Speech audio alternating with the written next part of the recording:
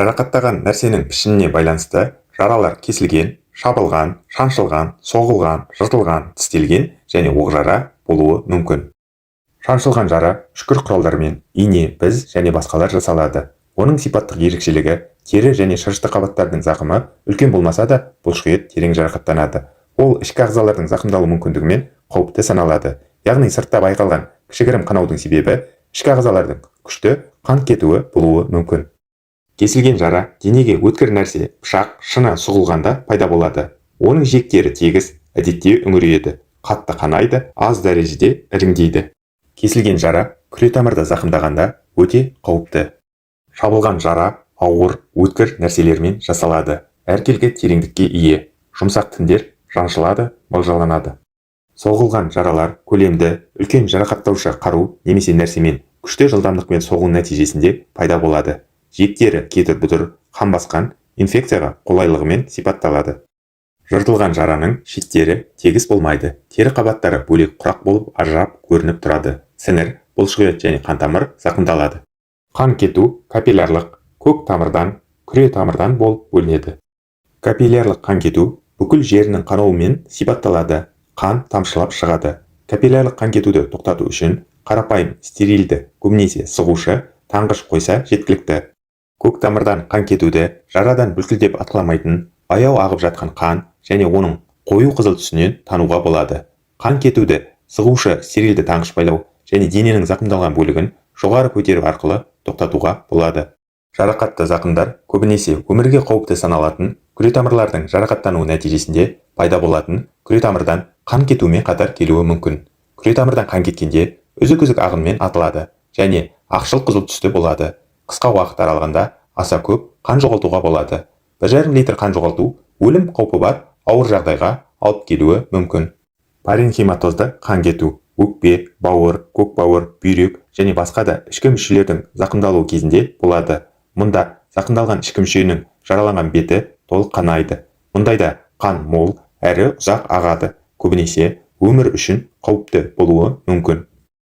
Түрлі жағдайға байланысты күнделікті өмірде күйік шалу жиі кездеседі. Оған дер кезінде алғашқы көмек көрсету аса маңызды. Қолыңыз ыстық судан немесе оттан күйіп қалса, не істеу керек? Сіз білесіз бе? Жедел жәрдем келгенше өзіңіз алғашқы көмек жасаңыз. Ол үшін күйік шалған жерді салқын суда 10-15 минуттай ұстап тұрыңыз. Сосын терінің толық құрғағанын күтіңіз. Медицина қызметкерлерінің көмегінсіз қолыңызды дәкемен орамаңыз. Өйткені тері дәкеге жабысып қалуы мүмкін. Сұйық май немесе ас содасын қолданбаңыз. Ол терінің тез жазылуын тежейді. Дәрігерлер күйікті 4 түрге бөледі. Олар: бірінші дәрежелі терінің қызарып ісінуі, екінші дәрежелі іші сұйыққа толатын бірнеше көпіршіктердің пайда болуы, үшінші дәрежелі күйген жердің барлық қабаттарындағы жасушалардың жансыздануы, төртінші дәрежелі тері астындағы тіндер, сіңір бұлшықеттерінің, сүйектердің, ішкі ағзалардың зақымдануы. Жарақат және күйіктің ауыр асқынуы жарақаттық шок болып табылады. Мұнда әлсіреу және ағзаның барлық тіршілік функцияларының зорығуы байқалады. Шок ағзаның күшті ауыртпалы тітіркендіргіштерге жауап қатушы реакциясы. Әсіресе шок көп қан жоғалтқанда, кең ауқымды күйік шалғанда және жарақаттанғаннан кейін мұздағанда пайда болады. Шок жағдайындағы зақымдалған науқас жедел, алғашқы медициналық көмекке мұқтаж. Оларға ауру сездірмейтін дәрмектер егеді. Шокқа түсу себебін анықтап, оны емдейді. Қан кетуді тоқтатады. Сынған сүйектерін ептеп таңады. Жараға немесе күйген бетке таңғыш басады. Науқастың мұздап қалуына жол бермейді. Абайлап дәрігерлік мекемеге жеткізеді. Қан кету жараның ең қауіпті асқынуы болып табылады. Адам ағзасы аз мөлшерде жоғалтылған қанды тез қалпына келтіре алады. 2 литрден артық қан жоғалтса, өлімге алып келуі мүмкін. Күретамырдан қан кетуді тоқтату алғашқы медициналық көмек беруде бірінші кезекте орындалатын маңызды шара болып табылады. Күретамырдан қан кетуді уақытша тоқтатудың ең қолжетімді және тез әдісі күретамырды жарақаттанған жерінен жоғары қарай саусақпен басу болып табылады. Мұны күретамыр сүйекке жақын немесе оның астында өтіп жатқан тұста жасау қолайлы болады. Содан соң дереу саусақпен қысып, кейін мүмкіндік бар тұста жгут тарту қажет. Бұрау салғанда келесі ережелерді ұстану қажет. Бұрауды киімнің үстінен және қан ағып жатқан жараға барынша жақын салған жөн. Салынған бұрау жақсы көрініп тұруы қажет. Оның үстінен киім киюге дәке орауға болмайды. Бұрауды қан ағу тоқтағанға дейін бұрап тарту қажет. бұрауды шектен тыс тарту ауру тудырады және кейде жүйке өзегін жарақаттайды. Бұрау астына міндетті түрде оны салған уақыт көрсетілген қағаз қалдыру керек. Бұрауды 1,5-2 сағаттан артық ұстауға болмайды, өйткені аяқ-қол ұшы жансыздана бастайды. Бұрау салғаннан кейін 1,5-2 сағаттан кейін жарақаттанған күретамырды жара жоғарысынан қолмен сығып тұрып, бұрауды баяу, бір қалыпты босату, сосын бірінші бұрау салынған тұстан сәл жоғары алып, қайта бұрау салу қажет.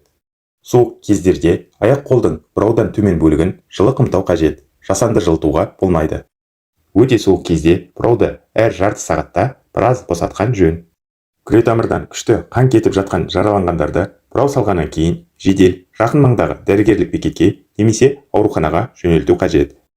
Кез келген жара кезінде жараға инфекцияның түсуінің алдын алу керек. Асептика жараға микробтардың түсуінің алдын алуға арналған шаралар жиынтығы. Жара іріңдеуінің алдын алу әдісі болып саналады.